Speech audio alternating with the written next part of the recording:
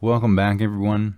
In my last video, I said to ignore Kim Kaufman and Chris Watts' revelation in The Reckoning, and I still think you should. I stand by that advice, but at the same time, I know just how difficult that can be, especially for those of us who are still interested in the case. And if you're using YouTube, which I do, to watch videos about the case, Kim Kaufman and her stupid channel and Armchair Detective and their weird fight over a convicted murderer, well, it's just kind of tough to avoid right now. And I know that from personal experience. It's hard to avoid the videos showing up, and then when they do, it can be hard to ignore them as well.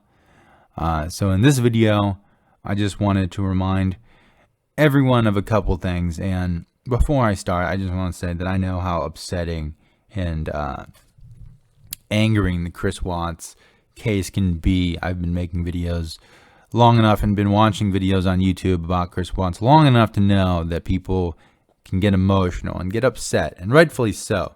I've lost count of how many times I've seen someone comment, Chris Watts is going to hell, or he's going to burn for eternity, or he's a monster, which, are all probably true, but that's just on my own videos. And, I'm sure those comments show up on pretty much every video about Chris Watts, the thousands of others about him that are out there. And these aren't all short comments either, keep that in mind. Some people really go in depth about their hatred of Chris Watts. And again, I understand it. It's probably not a good idea. Hate is a draining emotion. It's a tiring emotion. You're probably better off just ignoring Chris Watts if you're going to get really upset about it. But with all that having been said, I've seen about 20 to 30 minutes of Kim Kaufman, and I found myself getting fairly upset. And, I try not to do that when it comes to true crime, and when just in general, I try not to get angry over things I can't control, especially. But anyways, I've seen like 20 to 30 minutes of her channel, her content, and from what I've seen, other people are upset as well. And, obviously she is saying a lot of things that are going to upset people. Obviously, there are some people who oddly support her channel, which is disturbing in its own right, but I don't want to talk about that right now. Let's get back to the point of this video. And the point of this video is to remind everyone that, first of all, the Chris Watts case is over.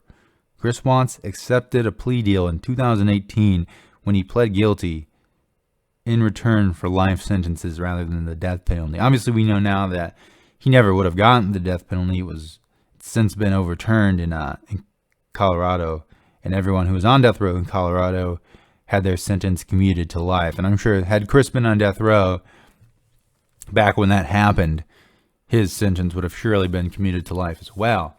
But again, he accepted the plea deal in return for life sentences, and he pled guilty to the murders. And again, let's keep in mind that he had ample amount of time to say no to the plea deal. He could have said, no, give me a trial, give me a jury, give me a bench trial. He had ample time to say any of that, but he didn't. He took the plea deal. And, it's over. And now he wants to file a 35C, which again, I'm not convinced he's actually going to file, but he wants to file a 35C because that is his only option to appeal. By accepting the plea deal, he's pretty much stripped himself of any of his other options as far as appeals go. And what he's left was a 35C. And what it seems like they're going to go with, if it ever does get filed, is that his confession was coerced and that it shouldn't have been allowed legally. Now, again, I'm not a legal expert, but I will link in the description to my favorite channel for legal information in the Chris Watts case. It's called Crime Talk, hosted by Scott Reisch, who's a practicing attorney. And he'll pretty much tell you what I'm sure every legal expert or anyone in the legal field will tell you, that Chris Watts' appeal, his 35C, isn't going anywhere. It's going to go about as far as a car with no wheels. It's not going to work out for him. It's not going to do him any good. And again, his 35C, Chris's appeal, hasn't been filed as of 2020. As of December 2020, it's not been filed. I'm not personally convinced that it's ever going to be filed. I think that while Chris, obviously he's not the smartest guy in the world, he's not, he's not inept. He's not completely helpless. I think he knows as well as we do that his appeal isn't going to work out. And, I don't think we need experts to tell us that Chris Watts isn't going to get out of prison. That's just not in the stars for him. But again, I will link Crime Talk in the description if you want to check that out. Great place for legal information about the Chris Watts case, as well as other cases too. Obviously, it covers more. But obviously, you're here for Chris Watts, so I'll link it in the description. Great place for Chris Watts information. But yeah, Chris, it's just not in the stars for him. He's really not going to get out of prison. And again, he's been talking about this appeal since 2019. And you imagine that if he was ever going to do it, it probably would have been done by now. And again, I think that he knows that it's going to fail. And that's why he's never going to file the appeal. Because once he does file this 35C, this last ditch appeal, that's essentially what it is, he's out of options. And I think that he knows that once he appeals, he's just stuck. He's going to have to accept that he's going to be in prison for life, that he's going to spend the rest of his life in a box, in a cage, whatever you want to call it. But, he's never going to be getting out of prison. And, if he does file in the 35C and it does ultimately get shot down in the courts like it will, if he ever does file it, there goes the rest of his hope. That last little sliver of hope that he seems to be clinging to will be gone, essentially. And again, he'll just be left with nothing. Excuse me. Wow, this is getting dry. But let's move on to Kim Kaufman one more time and Chris Watts' revelation in the reckoning. Because again, I was getting upset over this. But, turned it off, and like 10 minutes later, I was like, well, that probably wasn't worth getting upset over. Let's ask ourselves, what is Kim Kaufman's goal? What is she trying to accomplish? Why did she start this Chris Watts Revelation in the Reckoning channel? Ostensibly it's to help Chris's appeal, help him along from the outside, provide him support in his appeal, Primarily, I would assume by spreading information about the perceived injustices that Chris suffered during the legal or investigative process. Again, he's going for that whole coerced confession thing. He said that during his phone call with that private detective back in August. I'll link that as well if you want to hear about that. That'll be in the description and on the screen as well. So you can go check that out if you want to. But yeah, you would imagine that she would be trying to spread information about the issues in the investigative process that Chris Watts is claiming, with his coerced confession. But it doesn't seem like she's doing any of that. She's left likes and dislikes off. There's no comments, and her videos are primarily fairly short. Most of her content, again, is locked behind a paywall on Patreon. And you'd imagine that if your goal is to help Chris out with his appeal, you'd want to spread this information that you supposedly have about, the injustices, perceived injustices that he suffered. You'd expect for someone trying to help Chris, and I use help loosely.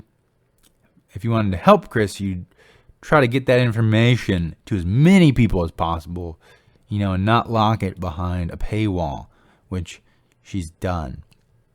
And, at the same time, on top of that, she's not really even talking about, the appeal. Obviously, again, the angle is coerced confession, but Kim Kaufman spends most of her time, whether it's on her own channel, on her Patreon, or on the J is for Justice podcast, victim blaming, particularly obviously attacking Shanann, doing other bizarre things like asking for the paternity tests of Nico, which I'm sure Chris already has. I've read that he already has them. And again, that's medical information, so that, is private. Chris could release it if he felt like it, but again, he probably won't. But again, Kim Kaufman spends most of her time attacking the victims of a murder rather than, trying to help out Chris's appeal in any, actually helpful way. So, it's kind of clear to me, and I hope it is to you guys, that Kim Kaufman's only goal is, well, she has a few goals. I would imagine that her two goals are to, one, stir controversy, and two, make money off of the Chris Watts case. And I think that it's important to remember that those are her goals. And when you think about that, well, at least to me, it makes me feel a lot better about what she said. Because again, she's just, some person who's obsessed with Chris Watts, spewing BS on the internet about the victims of a murder. Okay? And I think that's important to keep in mind. And while that's upsetting, I think it's important to remember that, again, Kim Kaufman is essentially just like you or me. She's just any other person on the internet, who can say or do whatever they want. You can say whatever you want about the Chris Watts case. Anyone can. We're on the internet, whether it's on YouTube or Patreon or Facebook or Reddit. We can say whatever we want. Chris Watts is Santa Claus. Chris Watts is the Easter Bunny. I can say whatever I want. And Kim Kaufman can too. And, if you do find yourself getting upset over Kim Kaufman, I think it'd be best just to ignore it. Just turn it off. Don't watch it. And same goes with Armchair Detective. Again, he's been asked to stop by victims, relatives, friends of the family, of Shanann's family. But he continues to do so because his only goal, again, is money as well. And at the end of the day, you just have two, grown people, arguing over a convicted murderer. And you look back, you take a step back, and it's quite a spectacle, to be honest. But, I think that I've gotten my point across. At the end of the day, you have on Chris's side, you have Chris, who's, just a sad, sad man clinging to his last hope of not having to spend the rest of his life in prison. And on the other side, you have Kim Kaufman, who is just weirdly obsessed with Chris and, just on the attack against Shanann, probably because she's in love with Chris, would be my guess. But, I don't know. Again, just don't watch them if it's going to upset you. It's not worth getting upset over. That's probably what they want, to be honest, is for people to get upset for, controversy to be stirred. Attention is ultimately what they want. So I would just avoid it altogether if you can. Again, I do know that is hard to do. It is very difficult to do. I watch Chris Watts videos, and because of that, I've had Armchair Detective videos show up on my front page.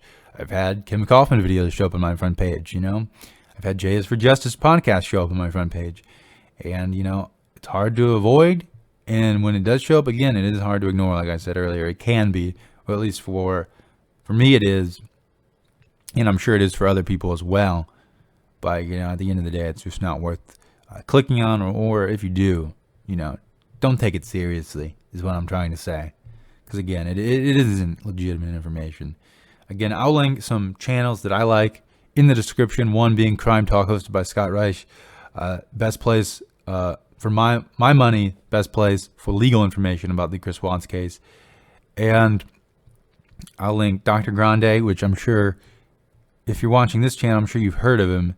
But he's probably the best place, again, for my money, for, a medical look at the Chris Watts case. Psychology, a psychological look at Chris Watts. I know he's done multiple videos on Chris's mental health. So I'll link those two channels. And obviously there are tons of other ones out there that provide good information about the Chris Watts case. And then obviously there are tons of sources off of YouTube. And then back on YouTube, of course, you can always just watch the body cam footage and see everything, as it unfolded for yourself. So thanks for watching this video. And looking forward, I did ask if anyone had any good ideas for cases to cover. So if you made it this far, let me know what cases you guys want to hear about. And I did read the ones I made in the community post, so I've seen those suggestions, and I'd like to thank anyone who responded to that. And thanks for watching this video.